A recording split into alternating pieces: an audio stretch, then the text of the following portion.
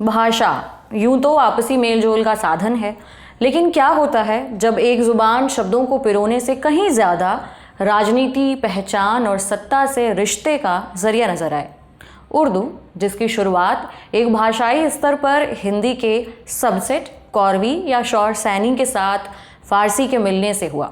भाषा बनने के पहले आम बोलचाल में अमीर खुसरो के दौर से पनपती आई है उर्दू का भाषाई तौर पर विकास बदलते वक्त के साथ बदलते सांस्कृतिक सामाजिक ढांचे और बदलते सत्ता के गलियारों की साझी समझ से होकर गुजरती है। मुल्ला बना दिया है इसे भी महाज़े जंग, एक सुलह का पयाम थी उर्दू ज़बां कभी। आनंद नारायण मुल्ला का ये शेर उर्दू के आज के मिजाज और उर्दू के सफ़र को बखूबी बयां करता है। एक और सुनिए, राशिद बनारसी की एक नज़्म है, अगर उर्दू पे भी इल्ज़ाम है बाहर से आने का तो फिर हिंदुस्तान किसका वतन है, हम नहीं समझे।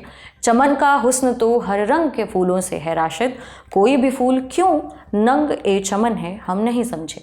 ये शेर और नज़्म कुछ सवाल कुरेदती है। क्या होते हैं एक भाषा और एक ज़ुबान होने के मायने? आखिर उर्दू का हमसे नाता कितना पुराना है? कैसी पनपी उर्दू ज़ुबान? हिंदी के साथ इसका रिश्ता कब और कैसा रहा? आज की तारीख में आपके लिए हम लेकर आए हैं ऐसे ही सवालों के जवाब और उर्दू की पूरी कहानी।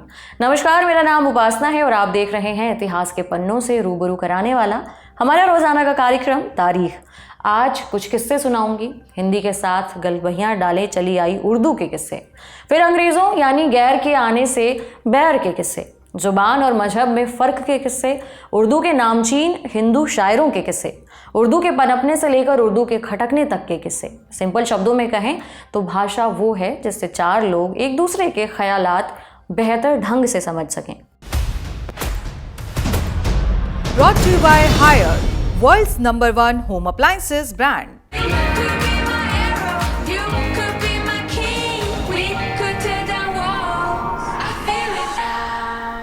भाषा विज्ञानियों की माने तो प्रोटो इंडो यूरोपियन से यूरोप की और हमारे पूरब की जुबानें निकली। प्रोटो इंडो यूरोपियन के टूटने से इंडो आर्यन और ईरानी दो अलग भाषा समूह बनकर उभरे। इंडो आर्यन से संस्कृत निकली और ईरानी से फारसी। संस्कृत से हिंदी का विकास हुआ और इसी हिंदी से पनपी शौर सैनी और फारसी के मिलने से हमें मिली उर्दू। उर्दू के इस विकास क्रम में हिंदवी या हिंदी, मुसलमानी जुबान, दहलवी, दखनी, गुजरी, रेख्ता, हिंदुस्तानी या हिंदुस्तानी जैसे नाम इसके लिए इस्तेमाल हुए। उर्दू के पनपने के लिए मुस्लिमों का भारत आना महत्वपूर्ण कारक है। 4 बांस 24 गज अंगुल अष्ट प्रमाण, ताऊ ऊपर सुल्तान है मत चूको चौहान। चंदबरदाई की ये विख्यात पंक्तियां यूं तो हिंदी में है, लेकिन देखा जाए तो चंदबरदाई ने पृथ्वीराज रासों में सुल्तान, हजरत परवरदिगार जैसे लफ्ज़ों का इस्तेमाल फारसी के हिंदी पर शुरुआती प्रभाव को दिखाता है। कई चांद थे सरे आसमां जैसे चर्चित किताब लिखने वाले शमसुर रहमान फारूकी के शोध के हवाले से जानकारी मिलती है। 13वीं सदी में अमीर खुसरो ने खड़ी बोली से हिंदवी के रूप में इसे दिशा दी। इसी दौर में अलाउद्दीन के देवगिरी मदुरा अभियान और मोहम्मद बिन तुगलक के दिल्ली दौलताबाद के चलते यह हिंदवी जब दक्कन पहुंची तो मिराज उल आशिकी और हिदायतनामा लिखने वाले विख्यात सूफी संत सैयद बंदा नवाज गेसुदराज ने इस जुबान को सबसे ज़्यादा मशहूर किया। शेख ऐन उद दीन गंज उल इल्म दिल्ली में पैदा हुए, लेकिन दौलताबाद पहुंचकर उन्होंने सूफी आंदोलन को मजबूती देने के साथ साथ फारसी में जो लिखा उसमें दक्कनी प्रभाव के चलते दक्कनी का फैलाव हुआ सल्तनत भर में। फारसी इस दौर में तवारीख की भाषा के दायरे से निकलकर स्थानीय कवियों, शायरों और सूफियों की ज़बान पर हिंदी के शब्दों के साथ कदम ताल करने लगी थी। इसके बाद मुगलों के काल में रेख्ता के नाम से उर्दू की लोकप्रियता ऐसी बढ़ी कि इसे बोलचाल से उठकर भाषा के ककहरे में जगह बनानी शुरू कर दी। जहांगीर और शाहजहां ने रेख्ता को तवारीख में इस्तेमाल करने को सराहा भी। शाहजहां के मुंशी पंडित चंद्रभान को उर्दू शायरी का बड़ा शौक था। उनका एक शेर समझिए, खुदा ने किस शहर के अंदर हमन को लाए डाला है, न दिलबर है न साकी है न शीशा है न प्याला है। इसके बाद दौर आया वली दक्कनी का। औरंगाबाद में 1668 में जन्मे शमशुद्दीन का तखल्लुस वली था। दिल्ली आए और शाह गुलशन से मिले तो फारसी में लिखने के साथ इन्हें रेखता और हिंदवी को शायरी में इस्तेमाल करने की सलाह मिली। वापस औरंगाबाद गए तो आज की उर्दू को इजाद किया। ढलते मुगलिया दौर में मीर तकी मीर, ख्वाजा मीर दर्द और मिर्जा मोहम्मद रफ़ी सौदा ने उर्दू शायरी के फलने फूलने में खूब मदद की। जौक, गालिब, मोमिन, मशरफी, इंशा जैसे शायरों ने इसे लोगों के बीच में वाजिब मकाम दिया। एक लफ्ज़ के तौर पर उर्दू की बदलती पहचान का जिक्र भी ज़रूरी है। 18वीं सदी के पहले उर्दू लफ्ज़ का इस्तेमाल अमूमन शहर या जगह के लिए होता दिखता है। मोहम्मद अल काशगरी ने उर्दू का मानी उस जगह के तौर पर बताया है जहां सुल्तान या बादशाह रहते हों। मुग़लों के दौर में ज़बान ए उर्दू ए मुअल्ला ए शाहजहानाबाद से ज़बान ए उर्दू ए मुअल्ला, फिर ज़बान ए उर्दू से सिर्फ उर्दू तक का सफ़र इसके फ़ारसी से निकलकर अलग भाषा बनने की कहानी का फौरी सिरा पेश करता है। इसे भाषा के तौर पर बरतने के किस्से 1780 के आसपास मिलते हैं। 1785 में लिखे मुशाफी नाम से मशहूर शायर गुलाम हमदानी के पहले दीवान से लिए गए इस शेर पर गौर फरमाइए। मुशाफी फ़ारसी को ताह पे रख, अब है अशआर ये हिंदवी का रिवाज।